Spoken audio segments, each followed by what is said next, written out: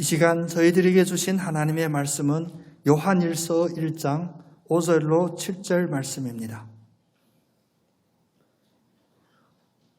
우리가 그에게서 듣고 너희에게 전하는 소식은 이것이니 곧 하나님은 빛이시라 그에게는 어둠이 조금도 없으시다는 것이니라.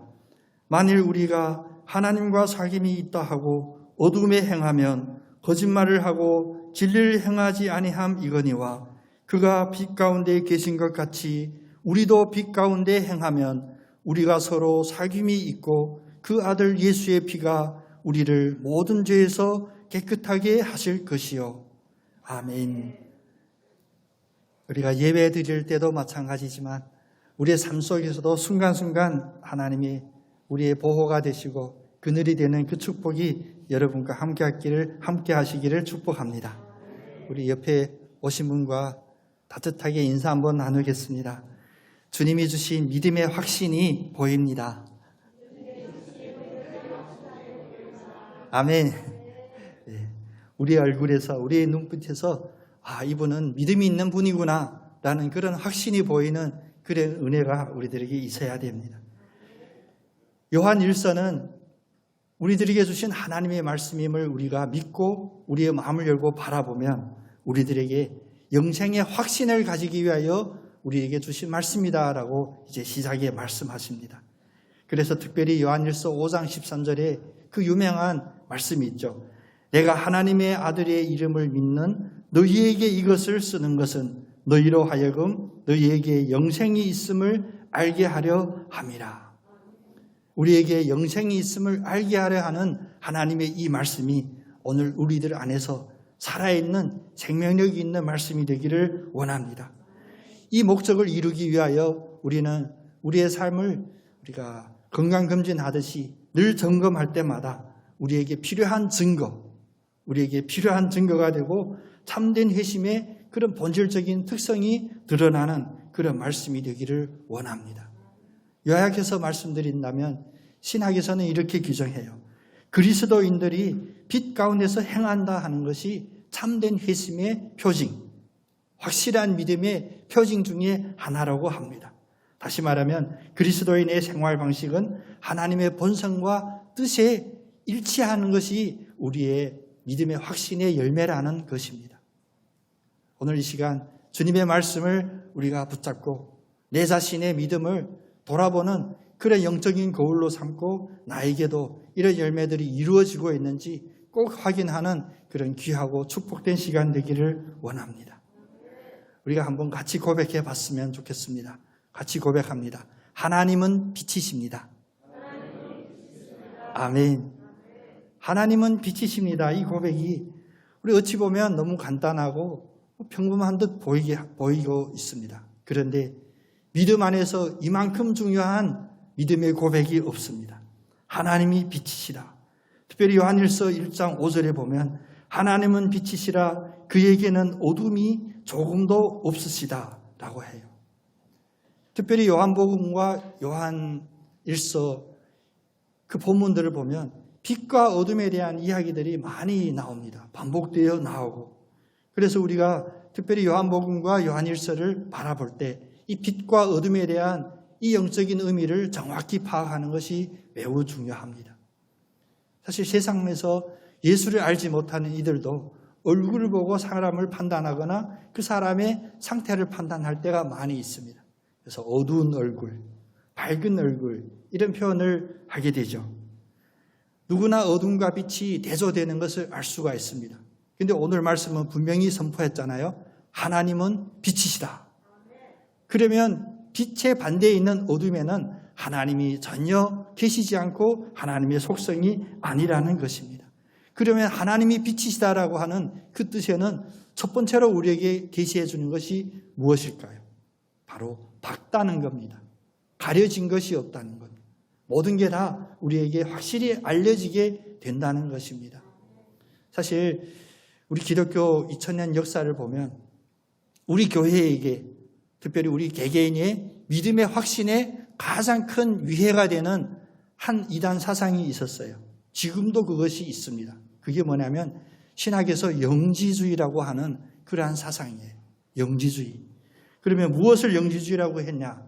사실 그 시작을 보면 세상의 철학, 세상의 어떤 엘리트주의에서 시작된 그러한 생각인데 오로지 특별한 능력을 가진 이들만, 특별한 이런 신적인 지식을 깨달은 이들만 하나님을, 신을 만날 수 있고 신과 함께 할 수 있다라는 생각이에요.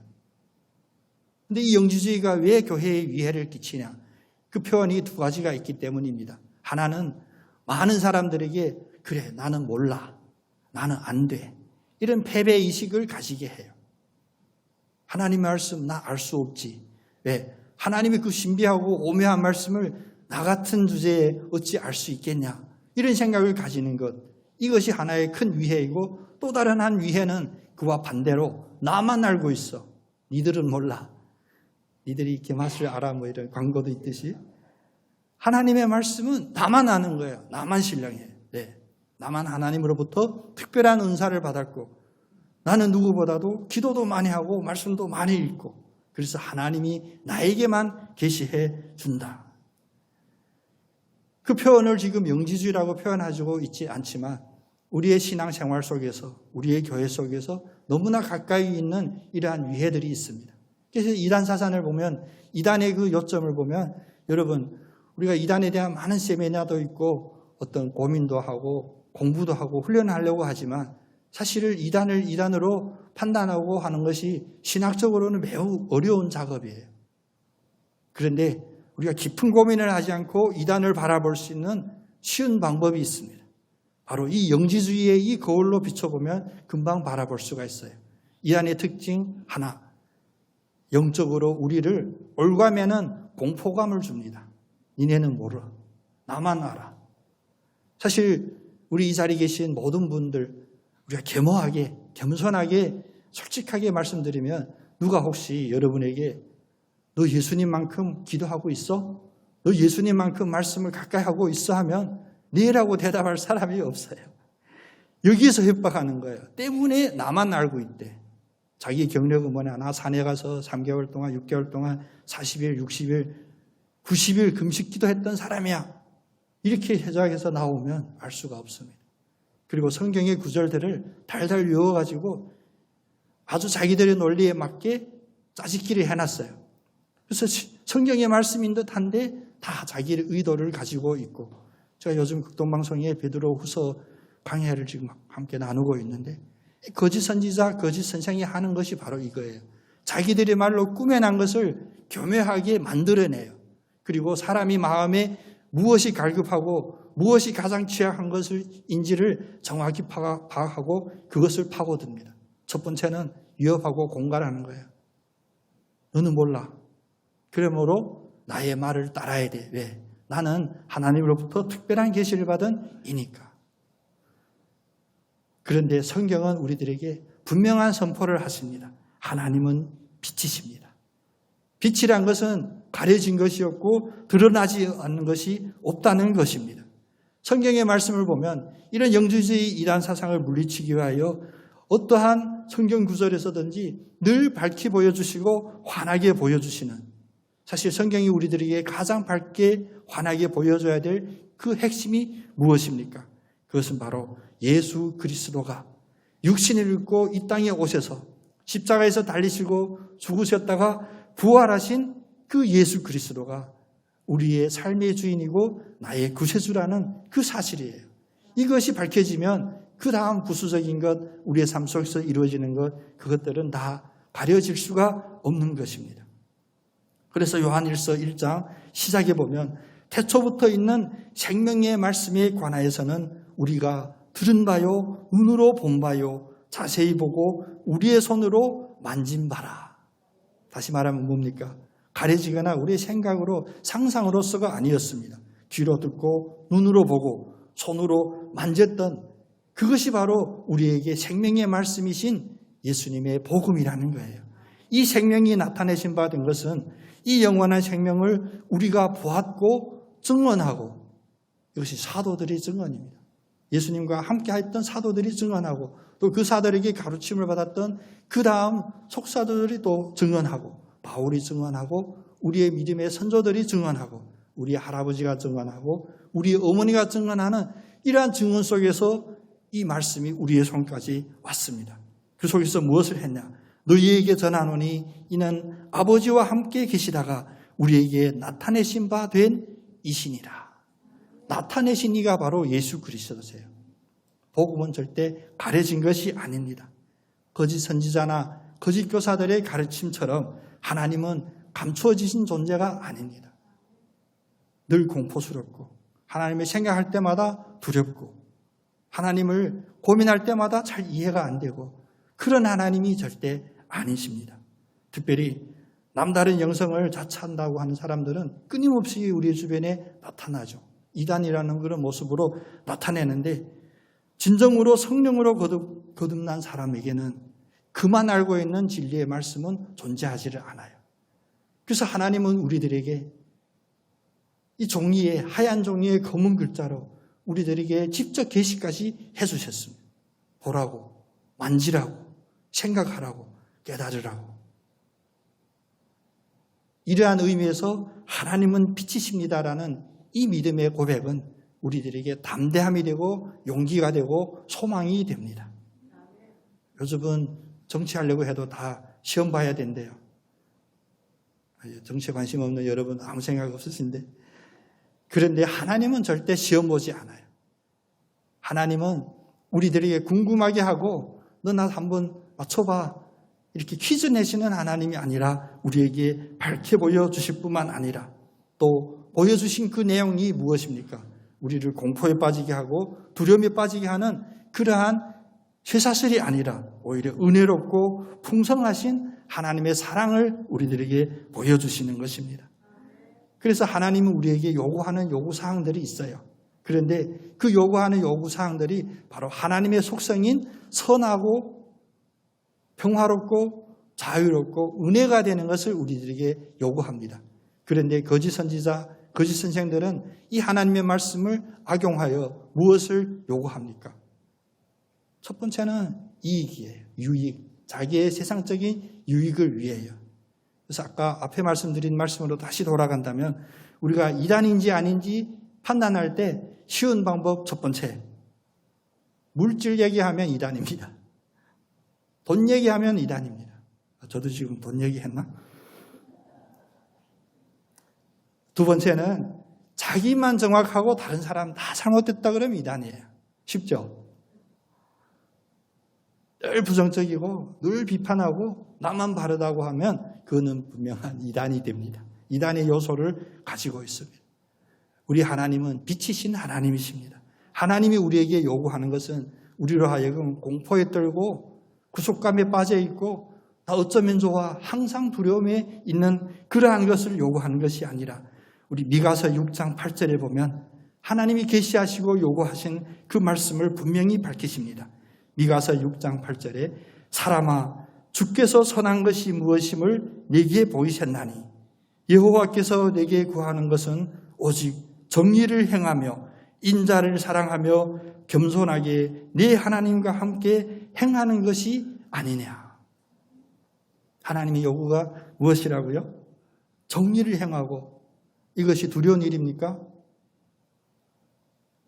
인자를 사랑하고 예수 그리스도를 사랑하는 것 이것이 두려운 일입니까? 또 겸손하게 하나님과 함께 행하는 것이 아니냐. 겸손하게 하나님과 행하는 일 절대 두려운 일이 아닙니다. 그것이 평안이고 우리에게 힘이 되고 소망이 되는 일들입니다. 하나님이 요구하시는 것이 선한 것임이 하나님은 빛이시기 때문에 그렇습니다. 때문에 이로써 새 언약에 대한 예레미야 선지자의 그 예언들이 성취됨을 우리가 알 수 있는데 예레미야서 31장 34절에 그들이 다시는 각기 이웃과 행제를 가리켜 이르기를 너는 여호와를 알라 하지 아니하리니 이는 작은 자로부터 큰 자까지 다 나를 알기 때문이라. 내가 그들의 악행을 사하고 다시는 그 죄를 기억하지 아니하리라. 쉬운 말로 다시 표현하면 무슨 뜻이냐면 이웃과 행제를 행하여 그 전에는 너희들은 몰라. 너희들이 열심히 하나님을 알아야 돼. 더 열심히 기도하고 하나님 안에서 깨달음을 얻어.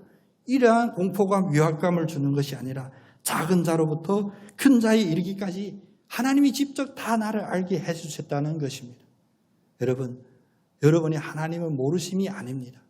하나님의 빛으로 늘 계셨고 늘 비추고 지금도 여러분을 비추고 계십니다. 여러분은 하나님을 아십니다. 그러므로 우리의 믿음에 확신이 있냐 없냐에 있어서 나는 잘 몰라요. 아직도 부족해요.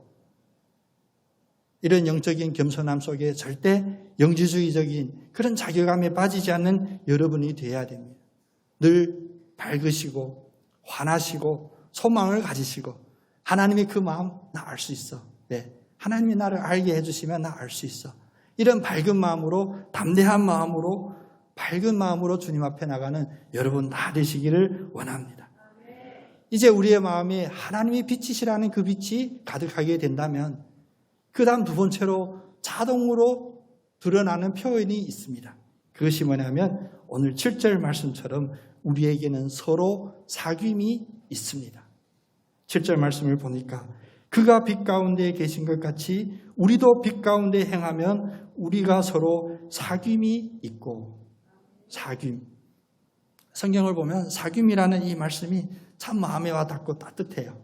그런데 우리가 요즘 교회에서나 또 우리 목회자나 신학자들이나 좀 어려운 한자 용어를 많이 써요. 교제 뭐 이런 얘기를 많이 쓰죠.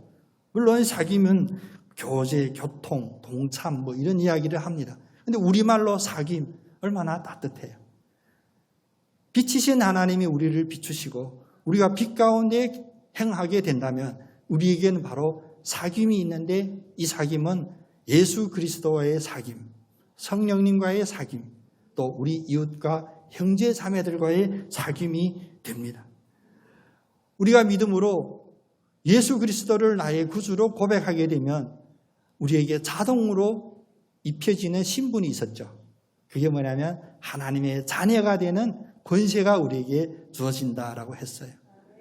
근데 우리 옆에 있는 집사님도 하나님께 예수 그리스도를 나의 구주로 영접합니다라고 고백했고 나도 하나님께 예수 그리스도를 구주로 영접하여 둘 다 하나님의 자녀가 되었다면 우리는 바로 한 가족이 되는 형제 자매가 되는 거예요.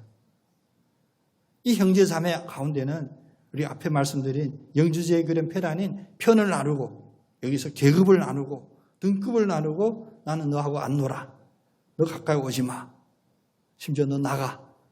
이런 이야기가 아닌 사귐이 있게 된다는 겁니다. 이 사귐은 하나님이 우리들에게 주신 은혜였어요. 우리가 죄 때문에 하나님과 관계가 단절이 되고 하나님과 도저히 교통할 수 없는 사귐이 있을 수 없는 그러한 상황 속에서 하나님은 지극하신 사랑하심으로 예수 그리스도의 성육신 사건으로 우리에게 사귐을 허락해 주셨습니다. 다시 말하면 죄와 허물 가운데 그냥 그렇게 죽어가도 마땅할 우리들을 그냥 버려두지 아니하시고 우리들에게 다가오셔서 우리에게 다시 사귈 수 있는 이 새로운 생명을 허락해 주셨다는 것입니다. 그래서 많은 이들이 이 사귐에 대한 그 깊은 생각들을 가졌으면 좋겠어요. 특별히 요즘 사람과 사람의 어떤 교제, 어떤 교통들이 단절되고 지장받는 상황이죠. 제주는 아직 4단계가 아닌데 이제 4단계가 되면 2명 이상 만남도 금지해야 된대요. 2명 이상이 만나지 말라는 사실 혼자 있으라는 얘기거든요.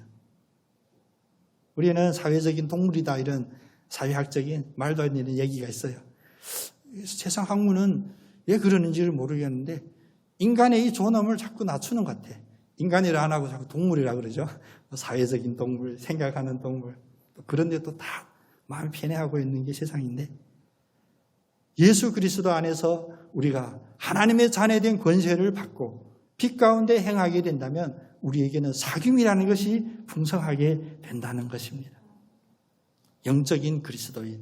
이것은 세상과 등지고 세상과 구별되고 어디서 많이 들어본 이야기인데 우리 기도할 때마다 그러잖아요. 세상과 구별되는 삶을 살게 하여 주시옵소서. 우리의 생각, 우리의 영은 세상에 물들지 않고 세상의 세속적인 그런 것에 우리가 구별해야 되지만 우리의 삶은 바로 이 세상에서 삽니다. 이 세상 속에서 사귐 안에 살고 있습니다.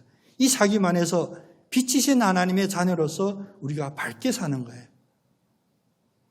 이것이 바로 우리에게 주신 사귐의 권세입니다. 그런데 이 믿음의 확신이 없다면 우리는 어떻게 되냐? 움츠러들어요. 자꾸 숨게 돼요. 가리게 돼요. 다시 말하면 세상에 얼굴을 대하고 담대하게 나갈 그러한 자신감들이 점점 떨어지고 오히려 그 속에는 나에 대한 좌절감, 우울감 그런 것들이 우리를 제패하게 됩니다. 결국 세상과만 분리가 아니에요. 하나님과 다시 단절되고 하나님과 분리되기 때문입니다.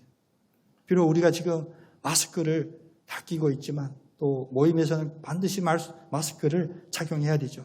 그런데 마스크가 가려지지 않는 우리의 눈, 여기에는 사귐에 대한 따뜻함이 있는 그런 눈길이 되기를 원합니다.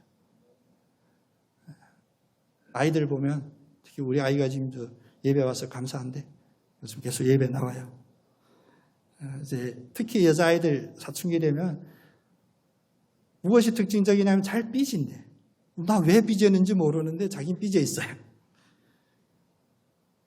근데 부모니까 아빠니까 삐져 있는 너에게 가까이 가서 왜 삐져 있는지 관심을 갖고 그 이유를 알고 싶어하고 너 삐지지 마 하고 달래주지. 세상은 안 해요. 삐짐이 나에게 다른 사람이 나에게 관심 가져줄 아무런 이유가 없습니다. 자기만 삐지는 거예요. 영적인 신앙생활도 마찬가지입니다. 우리가 뭔가를 더 많은 것을 깨닫고 가지고 있다면 그것이 우리에게 적극적인 생산적인 믿음의 행위가 돼야 되는데 나 너하고 안 놀아. 왜? 수준이 안 맞으니까. 그럼 이 자리에 수준 맞을 사람들이 없어요.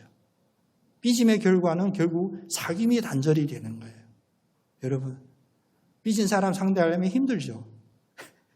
많이 힘듭니다. 그런데 우리에게 사귐이 있어야 됨이 바로 우리에게 믿음이 있는 증거이기 때문에 또 그 사귐 속에서 내가 위축되거나 단절되거나 소외되는 것이 아니라 오히려 다 하나로 끌어안을 수 있는 그런 능력을 하나님이 공급해 주시기 때문에 우리는 담대히 이 사귐의 삶을 살아야 됩니다. 여러분의 삶 속에 사귐이 넘치기를 원합니다. 우리 아이들을 위하여 자녀들을 위하여 기도할 때 여러분 다 그 기도하시죠. 좋은 친구 만나기를 기도합니다. 이런 기도. 우리 아이들에게도 하나님이 주시는 환한 빛이 되는 희망적인 그런 긍정적인 사귐이 이루어지는 게 우리 아이들의 축복이 돼요. 저희 어렸을 때 보면 저희 할머니 이야기를 할 수밖에 없는데 왜냐하면 제가 할머니 손에서 컸거든요. 우리 옆집 친구 엄마는 늘 혼낼 때 누구하고 놀지 마라고 했어요. 웃으신 분은 왜 웃으셨는지 생각해 보시오.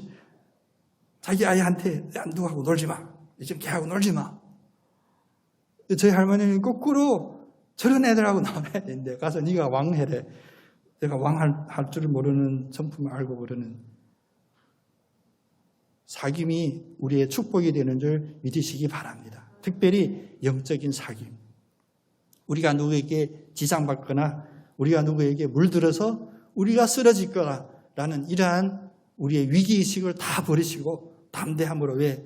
나의 하나님, 나의 아버지 하나님이 빛이시니까 우리로 빛으로 나가면 어둠은 자동으로 물러간다는 이 믿음의 확신으로 나가는 여러분 다 되시기를 바랍니다. 그래서 앞에 하나님은 빛이시다. 우리는 그 빛 안에서 사귐이 있어야 된다. 이 두 가지를 알게 된다면 이게 우리의 삶으로 드러날 때 우리에게는 믿음의 확신의 표징이 열매들이 나타나게 됩니다. 우리 6절 말씀을 보면 우리가 만일 하나님과 사귐이 있다 하고 어둠에 행하면 거짓말을 하고 진리를 행하지 아니함 이거니와. 하나님과 우리가 사귐이 있다 하고도 우리가 어둠 속에 있거나 피하거나 삐지거나 괜히 문자 보내서 나 이제 너하고 안 놀래 이렇게 하는 것이 아니라 행하다. 우리 행하다가 뭡니까? 이 동사가 바로 행동하다는 거예요. 근데 원어로 살펴보면 행하다가 무슨 뜻이냐면 부지런히 돌아다니다 그런 뜻이래요. 한 자리에 점잡혀 있는 것이 아니라 자꾸 돌아다니는 그것을 행하다라고 해요. 다시 말하면 우리의 사회적인 행동을 이야기하는 거죠. 우리 유교의 문화는 점잖은 표현이 뭐냐? 한 자리에 움직이지 않고 저희 할아버지가 그랬대요. 그 폭격기가 왔는데 일본 폭격기가 마을에 폭탄 던지고 하면 마을 사람들 비행기 소리만 하면 다 뒷산으로 이렇게 도망간 피난. 근데 저희 할아버지는 얼마나 느긋한지 양반인지라. 그 할아버지 아니 증조 할아버지요. 저희 할머니 이야기가. 비행기 와도 목침 딱 빼고 옷방에서 딱 누워 계신 대로 안 움직인대. 그래서 며느리 된 우리 할머니, 아버님 빨리 일어나 갑시다. 안 움직인대. 지금 저희 할머니도 이제 인간이 급하면 자기 생명이 우선이거든요. 나라도 살아야지 하고 산으로 갔대. 다시 끝나고 돌아오면 할아버지 그대로 누워 계신대. 그리고 할아버지한테 왜 방금 이렇게 움직이지 않았냐 그러면 그런데요. 이 바보들. 그 폭탄이 사람 죽이려고 날라온 건데 니네 다 산으로 가면 산에다 던지지 마을에다 던지겠냐.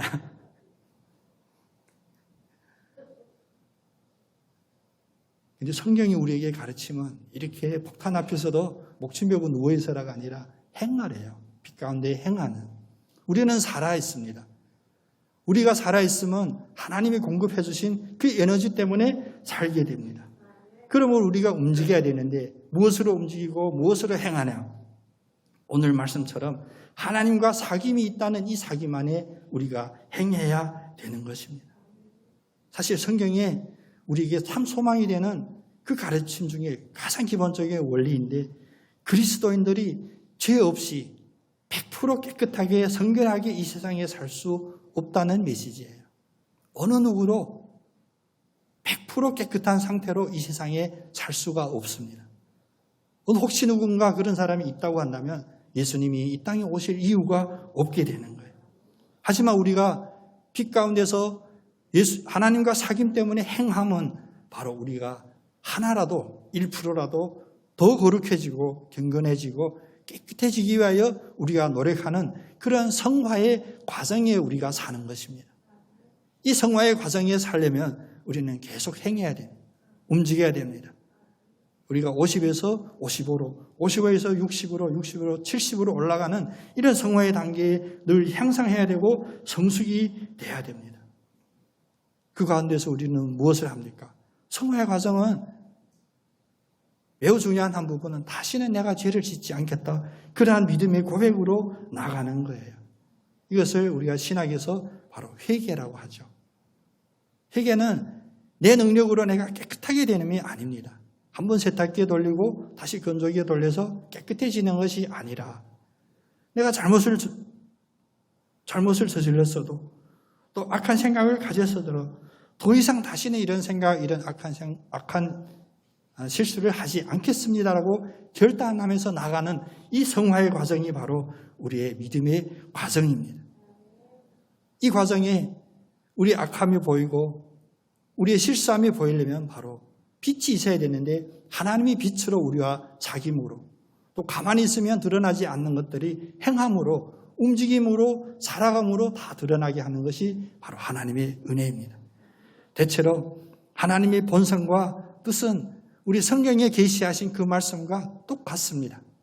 우리가 아직 이해하지 못하는 부분이 있을지라도 우리가 이해한 한계 속에서의 그 하나님, 그 하나님의 속성, 그 하나님의 계명이 우리에게 밝게 되고 빛 속에서 행할 수 있는 그러한 근거들, 규칙이 됩니다.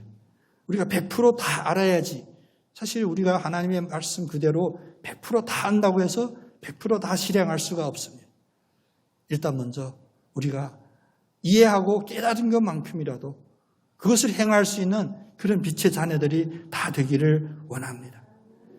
우리에게 절대 우리의 규정을, 우리의 기준을 내가 긋지 않는 그러한 오류를 범하지 않는 우리 모두가 되기를 원합니다. 이것이 바로 우리가 빛 가운데서 행할 때 다른 사람에 있어서도 마찬가지예요. 우리가 한 선을 그을 때 우리는 무엇입니까? 우리가 한 사건, 한 가지, 많아봐야 몇 가지 일 때문에 판단하기가 쉽죠. 그렇죠. 누군가 나에게 상처 주면 바로 우리가 삐지거나 돌아서게 되는 것, 그런 겁니다. 근데 성경의 원리는, 주 안에서의 믿음의 원리는 무엇이냐? 우리의 일생 전체를 처음부터 끝까지를 가지고 기준으로 판단하신다는 그 원리입니다. 우리가 한 가지 선한 일을 했다고 해서 나는 구원받았다, 확정적으로 이야기할 수도 없거니와 반대로 우리가 한 가지 실수를 하고 우리가 잘못을 저질렀다고 해서 그 한 가지로 영원한 정죄를 하는 것 역시 어리석은 일입니다. 빛 속에서 하나님과 사귐 안에 삶으로 행하라고 하시는 이 하나님의 이 말씀은 바로 우리에게 살아있듯이 움직이듯이 끊임없이 성화의 과정을 살아나가는 그러한 과정에 우리를 넣어두셨다는 그것입니다. 우리에게 이 말씀이 소망이 되기를 원합니다.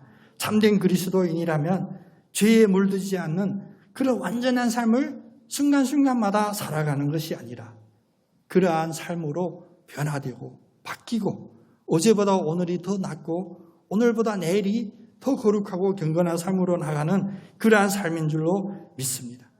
약점이 드러날 때 좌절하지 마시고 약점이 드러났을 때 감추려 마시고 숨지 마십시오.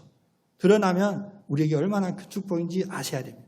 아니까 보았으니까 바꾸게 되고 변화하려고 하고 또 우리 힘으로 감당이 안 되면 우리가 기도로 하나님께 은혜로 구하잖아요. 하나님 이런 허물 이런 실수 내 힘으로는 감당이 안 되니 하나님 도와주세요. 깨닫게 하시고 고쳐지게 하여 주시옵소서. 이게 바로 우리의 믿음의 기도입니다. 오늘 하나님은 빛이시다라는 것이 왜 우리의 믿음의 확신을 검증하는 첫 번째로 우리에게 주어지는 화제인지 여러분 이제 마음속에 온전히 새기시기를 바랍니다.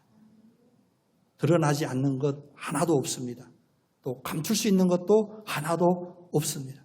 그런데 하나님이 이런 것을 드러나게 하시고 다 보이게 하셔서 우리에게 겁을 주고 협박하고 우리를 이용하고 노예로 삼으시려고 하는 것이 아니라 이 속에 하나님의 착하신 성품인 그 빛의 성품을 담게 하고 그 속에서 무엇을 허용하시냐? 하나님과 사귐을 허락해 주시고 또 우리가 형제자매와의 사귐을 허락해 주시는 하나님의 그 은혜를 온전히 붙잡기를 원합니다. 이제 요한일서 5절 말씀처럼 요한일서 1장 5절 말씀처럼 하나님은 빛이시라 그에게는 어둠이 조금도 없으시다. 이 말씀을 묵상하면서 이런 몇 가지 질문을 자기 자신에게 던져봤으면 좋겠습니다. 하나님이 빛이시고 우리가 하나님의 자녀가 됐는데 나에게도 빛되는 그러한 특징들이 어떤 것이 있을까? 구체적으로 풀어본다면 사람들이 나를 좋아하고 내가 인기 많은 사람일까? 환하고 빛나는 사람은 사람들의 인기도 많아요. 또 빛의 자녀처럼 행할 때 나에게 진짜 열매로 생각이 되는 감사하는 그런 열매들이 계속 생기고 있는가? 여기서 우리가 거꾸로 생각해야 될 바는 내가 어떻게 사람을 사귀면 사귈수록 사람이 떨어져 나가고 사람들이 나를 싫어하면 이것은 절대 빛의 열매들이 아닙니다. 우리말에 진국이라고 있죠. 의리 있다. 우리 상무랑 우리 청년들적인 대현이도 있는데 예수를 몰라도 세상은 그 얘기하죠. 의리 있어야 된다. 오래 사귈수록 서로 더 가까워지고 믿음이 신뢰가 쌓여져 가야 되는데 오래 지날수록 신뢰가 떨어지면 그것은 바른 사귐이 아니겠죠. 빛의 자녀로서는 우리들에게 빛의 그런 열매들이 맺혀져 있는지를 한번 점검해 봐야 됩니다. 또 내 주변에 있는 예수 믿지 않은 사람과 내가 구별되는 게 전혀 없네. 이런 생각이 들면 우리는 잠깐 멈춰야 돼요. 우리가 빛의 자녀라면 빛이신 하나님이 나의 주인이시라면 우리의 삶 속에 반드시 예수 믿지 않는 사람과 다른 긍정적이고 희망적이고 활기 있는 그런 모습들이 나타나게 되어 있어요. 심지어 예수 믿지 않는 이들이 우리 주변에 나와 함께 친구로 있다가 직장 동료로 있다가 갑자기 이 사람 예수 믿는 사람이네 느낄 수 있는 그런 일들이 성령의 열매들이 맺히게 된다는 것입니다. 마지막으로 성경을 읽으실 때 나에게 두려움, 답답함, 내가 왜 이걸 이해 안 되지? 이런 생각들이 점점 줄어가는 과정에 있는지 살펴보시기를 바랍니다. 성경에 게시된 말씀은 우리들에게 알게 하시려고 보여주시려고 적힌 말씀이에요. 우리를 궁금해하고 우리를 답답하게 하려는 그런 말씀들이 아니라는 것입니다. 그래서 처음에는 이해하기 어려울 수도 있어요. 또 우리의 성경이 문자라고 하는 이런 한계 속에서 전달되다 보니까 잘 이해 안 되는 단어 또 어떤 배경들이 있을 수가 있는데 그것들이 하나하나 없어지는 과정에 있는 것이 우리가 믿음의 확신 가운데 빛 가운데 살아가는 열매입니다. 이 몇 가지를 어려운 게 아니잖아요. 몇 가지를 우리가 점검해 보는데 결론은 하나예요. 갈수록 우리의 마음에 담대함이 커지고 밝아지고 소망이 있고 힘이 있고 나 할 수 있어. 이런 자신감이 생기는 게 바로 우리가 믿음에 있는 믿음의 확신이 있는 그 열매라는 것입니다. 예수님은 가르치시기를 등불을 등대 위에 등경 위에 올려놓으라 했어요. 절대 마룻바닥에 의자 밑에다 놓으면 등불의 역할을 하지 못하는 거예요. 세상은 그런 이야기도 있죠. 풍전등화. 아까 예배 전에 에어컨 눌리고 하니까 촛불이 흔들흔들 하더라고요. 순간 그런 생각 가지면 안 되는데 저도 인간인지라 혹시 촛불 꺼지면 어떡하나 이런 생각을 해봤었어요. 바람에 꺼지지 않으려면 책상 밑에 감춰두는 게 맞아요. 근데 그러면 등이 무슨 역할을 하겠습니까? 밝히려고 등인데 바람이 불더라도 높은데 비출 수 있는 그곳에 세워주시게 하시는 그 주님을 믿으시기 바랍니다. 때문에 우리가 고백하게 되죠. 나는 예수님을 의지합니다. 빛이 되신 예수님만 바라봅니다. 우리 한번 같이 고백해 보겠습니다. 저는 발광체가 아니라 반사체입니다. 여러분 전문학 지식이 엄청나신데 이게 엄청 어려운 이야기인데 내 자체가 발광체가 아니라 우리는 반사체예요. 예수 그리스도가 우리를 비추게 하시는 예수 그리스도라는 그 빛이 있어야 우리도 빛으로 드러난다라는 그런 뜻입니다. 오늘 믿음의 확신 첫 번째를 요한일서 5장부터 5절부터 7절까지의 말씀으로 살펴봤는데 하나님은 빛이시라. 이 교훈로 우리의 믿음을 점검하고 비춰보는 축복받은 여러분 다 되시기를 예수님의 이름으로 축복합니다. 기도하겠습니다.